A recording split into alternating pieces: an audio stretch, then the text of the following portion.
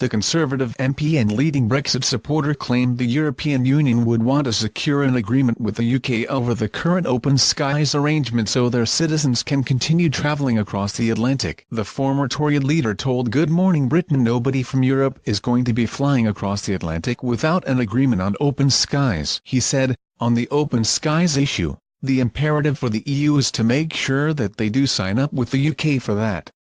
Because the Civil Aviation Authority, the British, is the third largest in the world. It dominates all the transatlantic flights. Nobody from Europe is going to be flying across the Atlantic if they don't have an open skies agreement with the UK. The imperative is as much on their side as ours to get these functional things moving, and I think they should be able to be doing that. Speaking on PNR's politics on Sunday, he added, if they don't, let's just say for a second, the EU didn't agree to do open skies. That means all the routes across the Atlantic are shut to them. Nobody from Europe is going to be flying across the Atlantic. Ian Duncan Smith, they can't fly to New York on the polar routes, on the northern routes because we control them. Did you know that the Civil Aviation Authority, outside of the EU, is the third largest aviation authority in the world?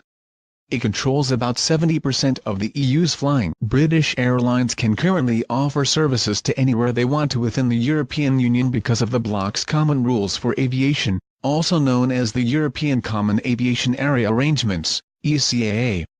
The idea that it's somehow begging for a flying deal is absurd. Britain is also a member of the European Aviation Safety Agency, EASA, which sets the rules of flying safety throughout the EU. A no-deal Brexit would see the UK leave the ECAA and no longer be under the jurisdiction of the EASA without the guarantee flights could take off or land in Britain. Last week the Irish Taoie, Leo Varadkar, warned the UK it might not be able to use Irish airspace in the event of no deal in negotiations.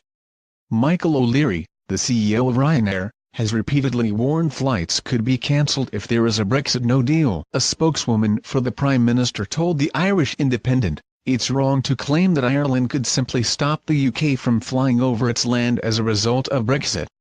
The reason we say that is because overflight rights are not guaranteed by the EU, rather by multilateral treaty which both ourselves and Ireland have signed up to.